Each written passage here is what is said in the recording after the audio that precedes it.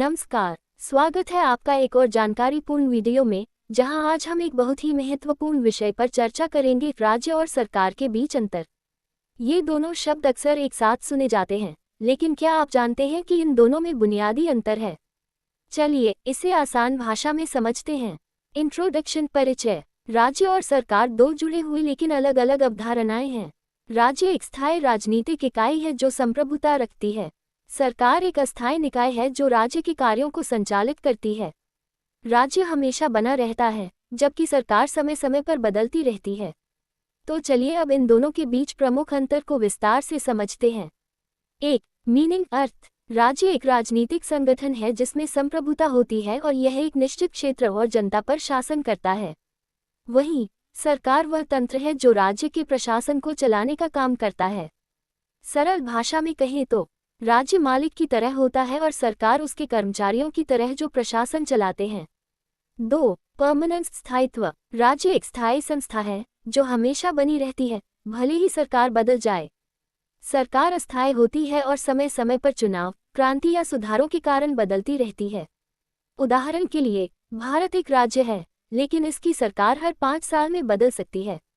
3. Components, घटक। राज्य के 4 प्रमुख तत्व होते हैं।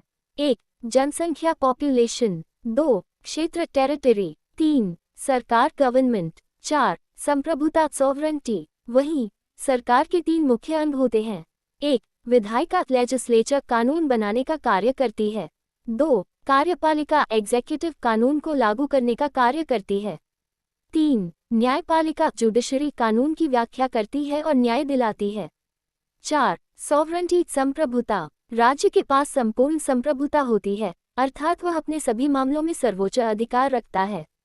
जबकि सरकार स्वयं संप्रभु नहीं होती, उसे अपनी शक्ति राज्य से मिलती है। सरल शब्दों में कहें तो राज्य मालिक है और सरकार उसके द्वारा नियुक्त की गई प्रबंधन टीम। 5. अथॉरिटी, अधिकार। राज्य का अधिकार सर्वोच्च होता है, इसे क्रांति के बिना हटाया नहीं जा सकता। सरकार का अधिकार सीमित होता है और इसे चुनावों के माध्यम से बदला जा सकता है। उदाहरण, हमारे देश में लोकतांत्रिक प्रणाली है जहां सरकार को जनता चुनती है, लेकिन भारत का राज्य कायम रहता है।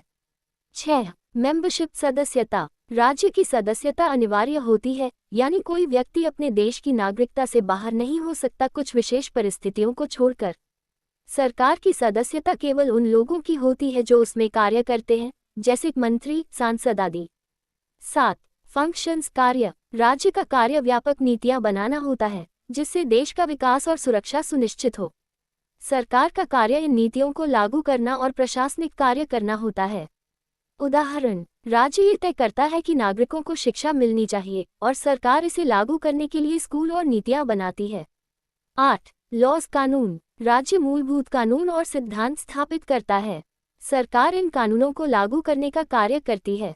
उदाहरण, संविधान भारत का मूल कानून है जिसे राज्य ने स्थापित किया है, जबकि सरकार इसे लागू करती है। 9. चेंजेबिलिटी, परिवर्तनशीलता। राज्य स्थायी होता है और तभी बदलता है जब कोई क्रांति या विभाजन हो। सरकार समय समय पर बदलती रहती है, जैसे चुनावों के माध्यम से।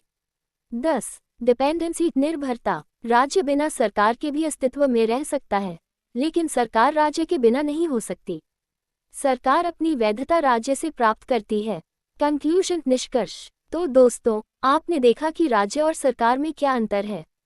राज्य स्थायी और संप्रभु होता है, सरकार अस्थायी होती है और इसे बदला जा सकता है। राज्य शासन की मूलभूत संरचना है, जबकि सरकार उसे चलाने का तंत्र है। दोनों एक दूसरे के पूरक हैं और समाज को सुचारू रूप से चलाने के लिए आवश्यक हैं। आशा करती हूँ कि अब आपको राज्य और सरकार के बीच अंतर अच्छे से समझ में आ गया होगा। अगर आपको यह वीडियो पसंद आया तो इसे लाइक और शेयर करना न भूलें। और अगर आप इसी तरह की जानकारीपूर्ण वीडियो देखते रहना चाहते हैं, तो हमारे चैनल को सब्सक्राइब करें और बेल आइकन दबाएं ताकि आपको हमारी नई वीडियो की नोटिफिकेशन मिलती रहे। मिलते हैं अगले वीडियो में, तब तक के लिए धन्यवाद।